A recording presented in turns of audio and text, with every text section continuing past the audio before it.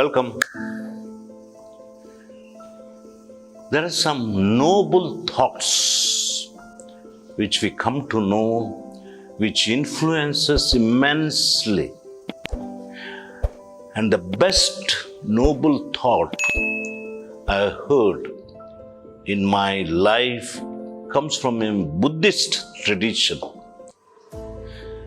You think of this thought, relish this thought, which will bring about such a change in our perspective, perception of situations, and understanding of other beings in this world. This noble thought is every creature, not only human being, every creature was my mother, and I was the mother of every creature in the context of many lives. Whether you believe in rebirth or not, the idea itself is very noble. In the large picture, the big picture, every creature was my mother in one of the many lives we live. And I was the mother of every other creature. Don't you think it's a very, very noble thought which will make us to reflect on our relationship with all the beings, and we'll have a kind of worshipful attitude towards the environment. As I told you, this is taught by a Buddhist monk, that each living creature had at one moment or other in the course of its infinite lifetimes been my mother, or I was the mother of many beings. How could I contemplate freeing myself from the round of repeated existence if those who had nourished me as a baby, every other creature, sacrificed their well-being for my sake, still remained trapped in the vicious cycle of birth and death? Surely, I had an obligation to repay such kindness.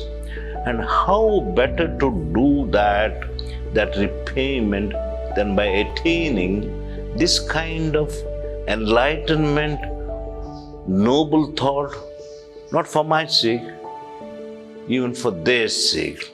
To do this, start by thinking, everyone wants to be happy, just like me, and nobody wants to suffer, just like me. If we focus on that thought alone, there is no space left for anxiety in our minds anymore. When we look at each living being with this recognition and immerse our minds in that thought, that every being is just like me, our mind will automatically become very open, very caring, very benevolent.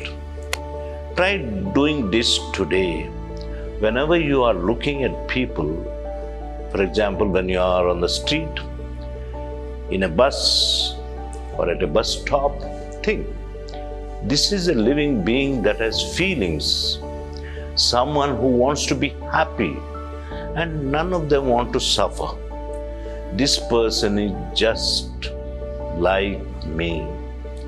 This person is going through life just like me. This person was once a small child, a little vulnerable child, just like me. This person is creative, just like me. This person has loved someone, just like me. This person's heart has been broken into pieces, just like me. This person had the measure of sorrow and sadness, just like me. This person has been confused by life, just like me. This person has helped others, just like me. This person will be young and old friend, an enemy just like me. This person has known physical pain just like me. This person has regrets just like me. This person wants to be liked, appreciated, valued just like me. This person wants to be safe and healthy just like me. Everyone is just like me, and this noble thought will lead us to be very compassionate, radically compassionate towards others. I'm no different from anyone in this world. Think about the kindness of your friends and relatives, all the different things that they have done for you and given to you. Start with the people who took care of you when you were an infant, your mommy. When you see parents taking care of their kids, think, somebody took care of me that way long back. And somebody gave me loving attention and so much love and took care of me like that. If nobody had given us that kind of attention and care, we wouldn't be alive today.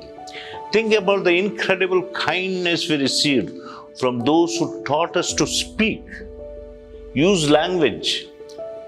I visited a friend and a 2-year-old child who was learning to speak.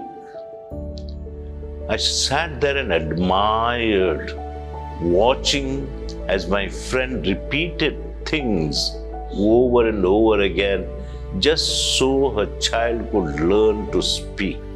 Wall, table, chair, floor, roof, window.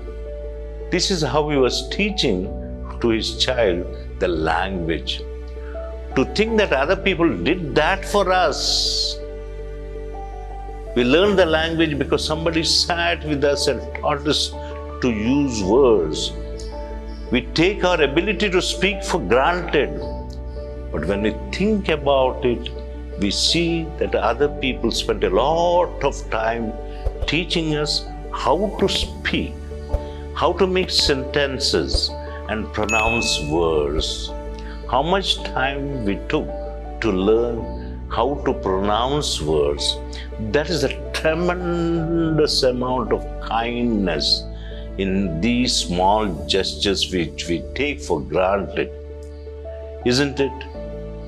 Where would we be if no one taught us how to talk? We did not learn by ourselves. We learned because other people taught us how to use language. Then consider the tremendous kindness we received from strangers, people we didn't even know.